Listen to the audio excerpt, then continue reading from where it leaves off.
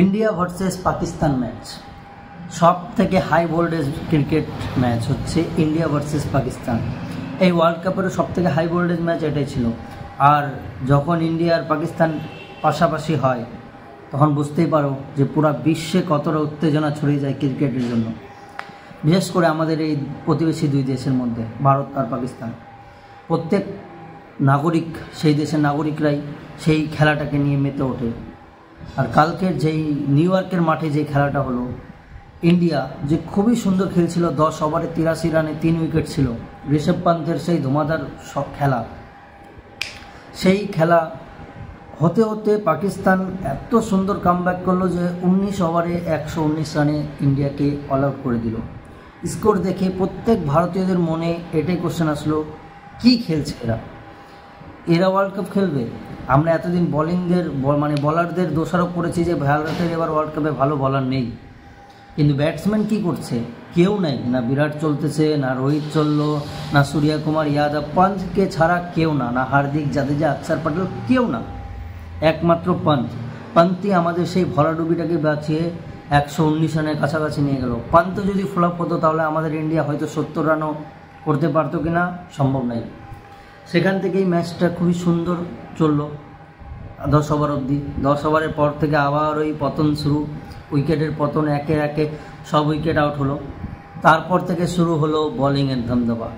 পাকিস্তান প্রথম পার্টনারশিপ একটু ভালোই করছিল, কিন্তু 30 রানের কাছাকাছি বাবরের আউট, বুমরার সেই বাউন্সার বোলিংয়ে হয়তো মনে হয় বাবার ব্যাটটা সরাতে গেছিলো, লেগে গেছে, আউট হয়ে গেছে, স্লিপে সুন্দর ক্যাচ ধরেছে। তারপরে রিজওয়ান যেভাবে খেলছিল মনে তো হচ্ছিল যে ম্যাচ জিতে গেল, 70 রান পার হয়ে গেছে, মনে হচ্ছে ম্যাচ জিতে গেছে। কিন্তু তারপর থেকে শুরু হলো বুমরার বোলিং, বুমরার সেই ধুমাধার বোলিং, একদম স্টাম্প উড়িয়ে দিল রিজওয়ানের। তারপর থেকে শুরু হলো কামব্যাক, হার্দিক পান্ডিয়ার 3টা উইকেট, বুমরার 3টা উইকেট, 4 ওভার 14 রান 3 উইকেট। সবসময় আমরা ভারতীয় ব্যাটার্সদের নিয়ে মেতে থাকি, বলারদের তেমন গুরুত্ব দিই না, কিন্তু কালকের ম্যাচটা ডমিনেট করলো বলাররাই। বলাররা না থাকলে কালকে তো অসুবিধা। 120 রান চেস করতে দেয়নি পাকিস্তানকে, 6 রানে জিতেছে, 114 রানে আটকে দিল। 20 ওভারে মাত্র 114 রানে আটকে গেল পাকিস্তান। লজ্জার হার একটা পাকিস্তানের জন্য এবং সেই দেশের সমর্থকদের জন্য। কি বলবো, ওয়ান্ডারফুল বুমরা, ইউর বিউটি। ভাবা যায় না বুমরার মতো বোলার আমাদের ইন্ডিয়া টিমে আছে, এটাই আমাদের জন্য একটা সৌভাগ্য। 4 ওভার 14 রান 3 উইকেট, ভাই সাব কি বোলিং, দুর্দান্ত বোলিং। তাছাড়াও সবাই ভালো বল করছে, সিরাজও ভালো বল করছে, 3 ওভারে 10 রান দিয়েছিল, ওই 18তম ওভারে 9 রান দিয়েছে।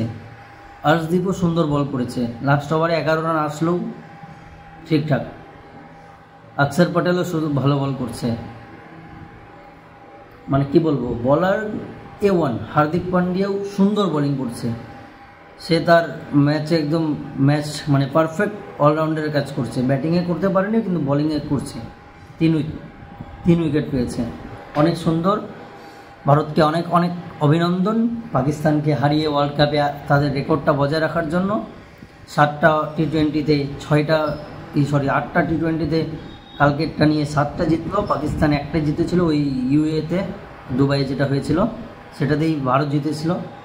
আরেকটা কথা, don't underestimate India and Indians batters আর বলার, কারণ তারা যে কোনো মুহূর্তে খেলা বদলাতে পারে। 2022-এও এমন হয়েছিল, যখন ভারতের জেতার পার্সেন্টেজ ছিল 15 এবং পাকিস্তানের ছিল 85, সেখান থেকে বিরাট কোহলি একদমে ম্যাচ জিতিয়েছিল। আর কালকেও ছিল, ভারতের জেতার পার্সেন্টেজ ছিল 8 আর পাকিস্তানের ছিল 92, সেখান থেকে ইন্ডিয়া 100% করলো। কখনোই ইন্ডিয়াকে ছোট করবে না, কারণ ইন্ডিয়া যে কোনো মুহূর্তে যে কোনো দলকে হারানোর ক্ষমতা রেখেছে, আছে, থাকবে। কিসমত বলো, ভাগ্য বলো, যাই বলো, খারাপ ছিল যে ওয়ার্ল্ড কাপ ফাইনালটা হেরে গেছিলাম, নাহলে ওয়ার্ল্ড কাপটা আমাদের দেশেই থাকতো। যা হওয়ার হয়ে গেছে, 2023 ক্যাম্প চলে গেছে, আমরা ওটাও ভুলে যেতে চাই। 2024-এর ওয়ার্ল্ড কাপ আমরা জিতব, সেই আশা নিয়ে সমস্ত দর্শকেরা, আমাদের ভারতীয় সমর্থকরা আমাদের টিমের পাশে আছি, জিতুক হারুক আমরা পাশে ছিলাম, পাশে আছি, পাশে থাকবো। India win the world cup in 2024 T20। ওকে, ভারত দেশের পাশে থাকুন, ইন্ডিয়া দলকে সাপোর্ট করুন সর্বদা, আর ইন্ডিয়া দলও ভালো পারফরমেন্স করুন। বলার ব্যাটিং সবাই, এতদিন বলারকে নিয়ে অনেক খারাপ বলা হয়েছিল, যে এবার মানে 2024-এর স্কোয়াড যখন রিলিজ হলো তখন অনেকজন বলেছিল যে ভারতীয় বলার্স ভালো নেই, ব্যাটসম্যান ভালো আছে, বলার্স তেমন নেই। কালকে দেখিয়ে দিল বলাররা কোনো অংশে কম নেই। তো কখনোই কাউকে ছোট করবেন না। ইন্ডিয়া টিম সব সময় এগিয়ে ছিল, এগিয়ে আছে, এগিয়ে থাকবে। আর এবার ওয়ার্ল্ড কাপটা আমাদের দেশে আসবে।